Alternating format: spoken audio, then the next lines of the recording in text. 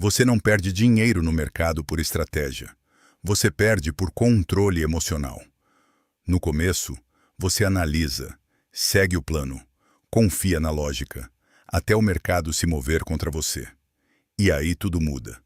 Você deixa de operar o mercado e começa a reagir a ele. Compra tarde, sai cedo, perde o controle. E isso não é acaso, é padrão. E quando esse padrão assume o comando, você não está mais operando o mercado financeiro. Ele está operando você. Você acredita que perde dinheiro por causa do mercado. Mas, e se isso não for verdade? E se na maioria das vezes o problema não estiver nos gráficos, nem na estratégia, nem nas informações que você tem, mas em algo muito mais silencioso e muito mais difícil de controlar?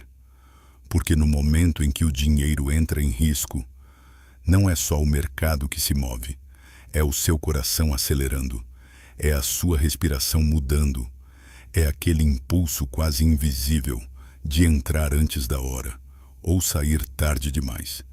E o que parece uma decisão racional, muitas vezes já foi decidido, segundos antes da lógica entrar em cena. E o problema é que esse padrão se repete, todos os dias, sem que você perceba, até que você começa a enxergar. O que está acontecendo não é falta de estratégia, é um padrão invisível, que se ativa sempre que o risco aparece. E ele começa antes do clique. Começa no momento em que você olha o gráfico e sente que agora vai. Ou pior, quando você já perdeu e sente que precisa recuperar. Nesse instante, você não está mais analisando, você está reagindo. E reação não segue lógica, segue emoção, medo de perder, ansiedade de ganhar, pressa. Tudo isso altera a forma como você enxerga o mercado. O mesmo gráfico passa a parecer uma oportunidade, quando na verdade nada mudou. E é aqui que quase todo mundo se engana. Acha que está tomando uma decisão, quando na verdade só está justificando uma ação que já foi tomada internamente. E enquanto você não percebe esse momento, não importa o quanto estude, não importa a estratégia que use, o resultado vai continuar sendo o mesmo. É como se existissem duas versões de você, uma que analisa e outra que reage. E o problema é que, sob pressão, a segunda sempre chega primeiro. Pensa em um alarme de incêndio. Ele não espera você confirmar se há fogo. Ele dispara, ao menor sinal de risco. Agora imagina esse mesmo tipo de alarme, ligado ao seu dinheiro.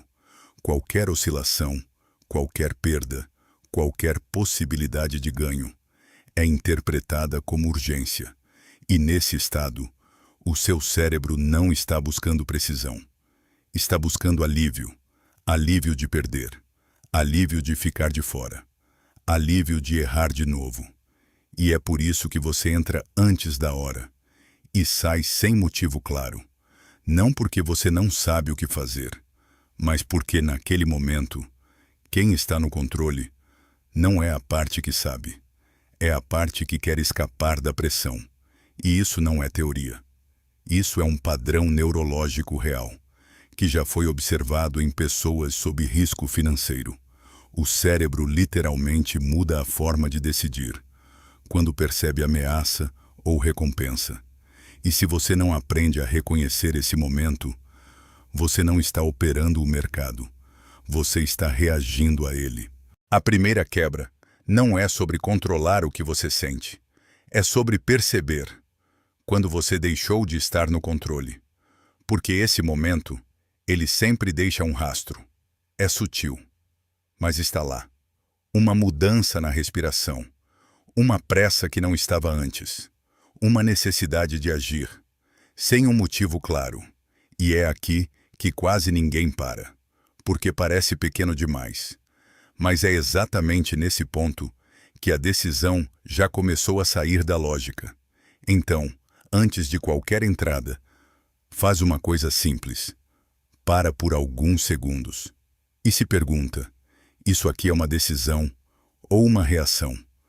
Se você não conseguir responder com clareza, você já tem a resposta. E só esse pequeno espaço entre o impulso e a ação já é suficiente para mudar completamente o resultado. Não porque você virou mais disciplinado, mas porque você interrompeu o padrão antes dele se completar.